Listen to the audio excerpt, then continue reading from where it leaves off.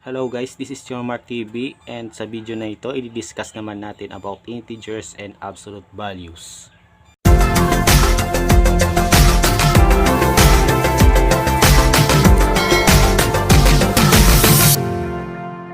Okay, bago ang lahat, i-define muna natin kung ano yung integers. Okay, integers is a set of positive numbers, negative numbers, and zero. Ayan. So, kung makikita natin dito, ito yung tinatawag na number line kung saan nandito lahat yung integers. Okay? So, sa gitna nun, matatagpuan natin yung zero. Okay? Tapos, sa kanan ng zero is lahat ng positive numbers na kinilala natin bilang natural numbers. Okay? At sa kaliwang side naman ng 0 ay yung tinatawag na negative numbers dahil meron silang negative sign before the number. Okay? At sila yung mga negative versions ng natural numbers. Okay?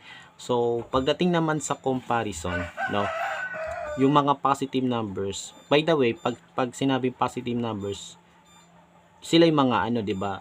Mga natural numbers. So, actually, pwede rin namang isulat yung 1, 2, 3, 4, 5 bilang positive 1, positive 2, positive 3, positive 4, ganyan. Pero hindi na kailangang isulat yung positive sign before the number because dito pa lang considered na silang positive. Pero kapag negative numbers naman, no, talagang lalagyan mo ng negative numbers. Yan, balik tayo sa comparison. Lahat ng numbers na nasa kanan ng 0 ay laging mas malaki sa 0. Tapos, lahat ng numbers na negative, ayan, sila naman yung numbers na less than 0. And according doon sa rule, kung sino nasa kanan na nasa number line ay laging mas malaki kaysa sa number na nasa kaliwa nito. So halimbawa, kung i-compare natin yung 2 at saka 7, 'di ba? Positive 2 at positive 7. So di na kailangan lagyan ng positive sign, no, para malaman na positive talaga siya.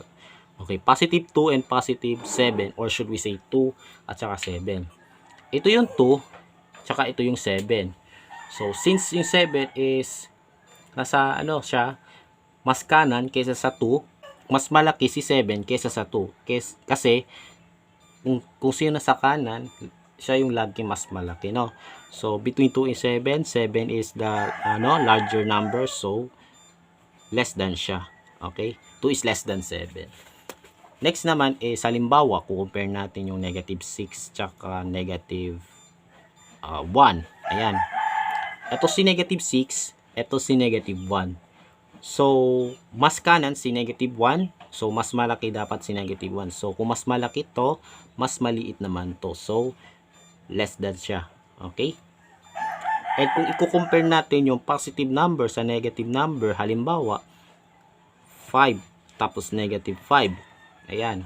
Of course, laging mas malaki si positive number kaysa sa negative number. So, 5 is greater than negative 5. So, yan po yung integers. Okay, so let us proceed to absolute values. Okay, next is absolute value. When we say absolute value, it refers to the distance of a number from 0 on a number line.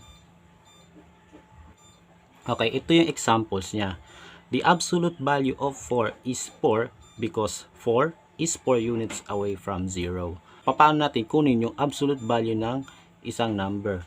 So, ayun, pag sinabing absolute value of 4, dito yung distance nila mula sa 0 hanggang sa 4. So, kung titignan natin sa number line, no, diba, halimbawa yung 4, hanapin natin, nandito siya, nandito yung 4. Tapos, yung pag sinabing absolute value, according to the definition, isa siyang distance mula sa 0 papunta dito sa given number. So, mula sa 0, bibilangin natin yung units papunta sa 4. So, we have 1, 2, 3, 4. So, as you can see, there are 4 units from 0. Kaya yung absolute value niya is 4. Okay. Next is the absolute value of negative 7 is 7 because negative 7 is 7 units away from 0. So, hanapin muna natin yung negative 7 which is kukunin natin yung absolute value niya. So, nandito yung negative 7. And para mahanap natin yung absolute value is mula sa 0, magbibilang tayo papunta sa negative 7. So, mula dito, magbibilang tayo. So, we have 1, 2, 3, 4, 5, 6, and 7. So, that's why yung absolute value of negative 7 is 7. Kasi, meron siyang 7 units mula sa 0.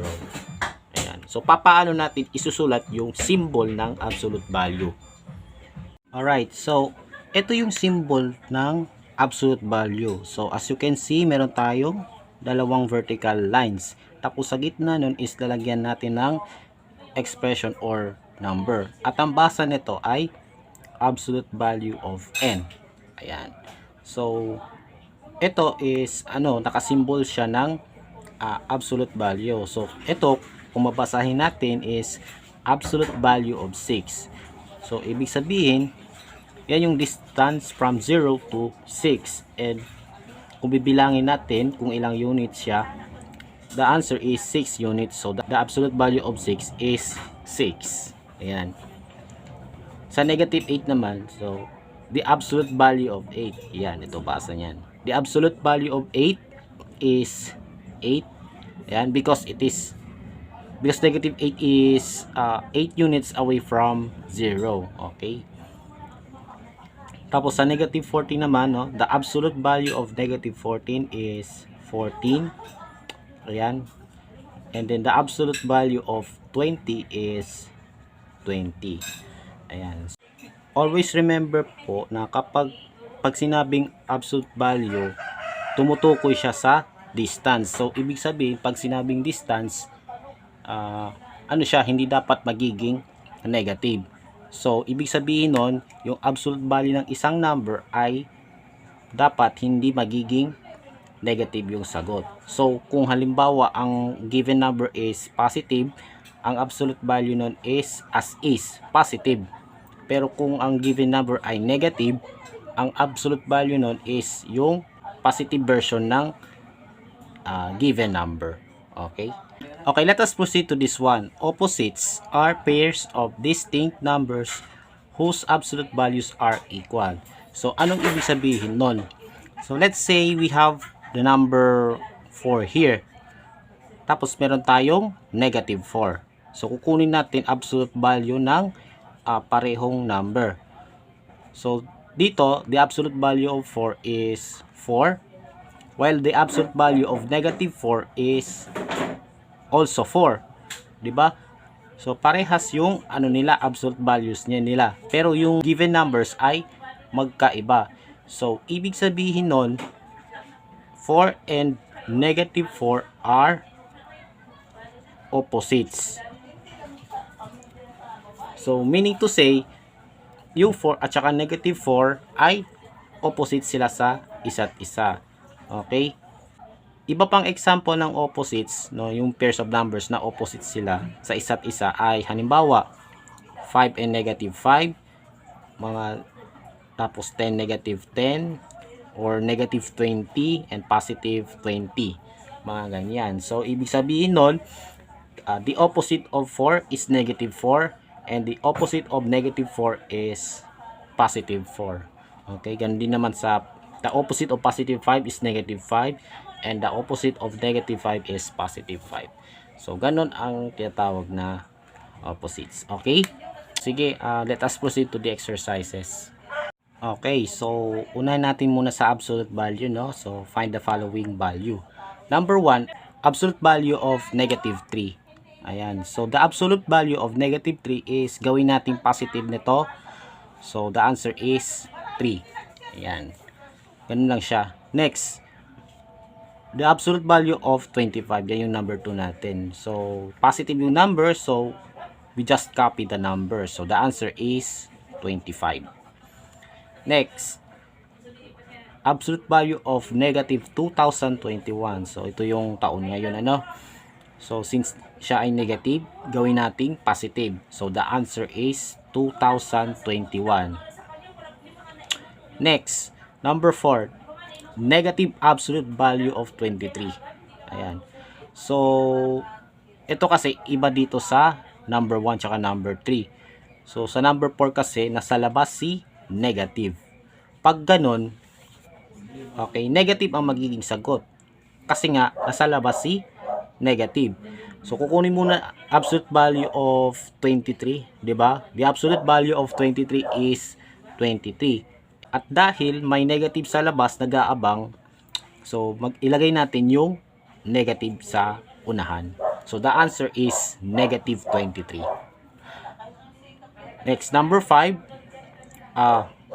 negative absolute value of negative 3. Same thing sa number 4, no? Nasa labas yung negative. So, ang kukunin muna natin is absolute value of negative 3, which is 3, di ba? Kaya lang, mayroong negative na nag-aabang, so ilagay natin ang negative sa unahan. So, the answer is negative 3. And then, number 6, the absolute value of 0 is of course 0. So, the reason kung bakit hindi ko sinabi na always positive yung absolute value kasi papaano naman yung 0, di ba? Hindi siya negative, hindi siya positive. So, always remember po na kapag kukuha ka ng absolute value, ang magiging sagot nun ay hindi negative number. Okay? In short, the absolute value of a number is non-negative. Ayan. So, hindi dapat maging negative yan. Okay? Next. Okay, so dito naman sa last part na to para matapos na.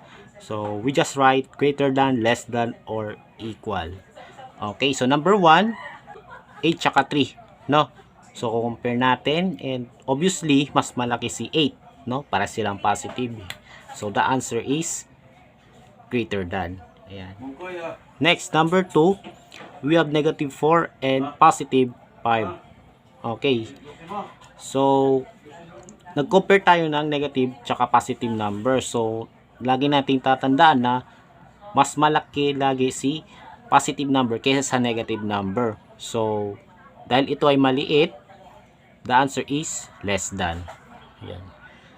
Next, number 3, negative 6 and negative 4. Okay, so kung ilalagay natin yung negative 6 at saka negative 4 sa number line, nasa kanan si negative 4. So, ibig sabihin nun, mas malaki si negative 4. So, the answer is less than. Okay, mas malaki to, so mas maliit to. Okay, next, number 4, absolute value of negative 4 and negative 4. Okay, so meron tayong absolute value dito. So, kukunin muna natin absolute value of negative 4. And that is 4. Ayan. We have 4 tsaka negative 4. So, mas malaki si positive number. So, the answer is greater than. Next, number 5, absolute value of negative 7 and 6. So, meron na naman ulit tayong absolute value. So, kunin muna natin yung absolute value niya, which is 7. Okay? So, we have 7 and 6 para silang positive. So, mas malaki si 7. So, the answer is greater than. Next, number 6. Negative absolute value of 13 and absolute value of negative 10. So, dito sa left side, nasa labas si negative. So, negative dapat ang magiging niya, absolute value. So, the absolute value of 13 is 13. And then, ilagay natin yung negative sign sa unahan. Kasi nasa labas ng absolute value si negative. Dito naman, dahil nasa loob yung negative, no? So, the absolute value of negative 10 is positive 10. Ayan. So, we have negative 13 tsaka 10. Obviously, mas malaki itong positive 10. So, the answer is less than. Next, negative absolute value of negative 15 and negative 15. Okay. Once again, nasa labas si negative. So, kunin muna natin yung absolute value of negative 15, which is, gawin natin positive to. So, 15. Kaya lang, may negative sa labas. So, ilagay natin si negative. And we have negative 15 and negative 15. So, kitang-kita naman na equal sila, di ba? So, equal, ilagay natin. And then lastly, sa number 8, absolute value of negative 3 and negative absolute value of 3. So, kunin na natin yung absolute values nila, yung value nila, both sides, no? Dito, dahil nasa loob si negative, the absolute value of negative 3 is positive 3.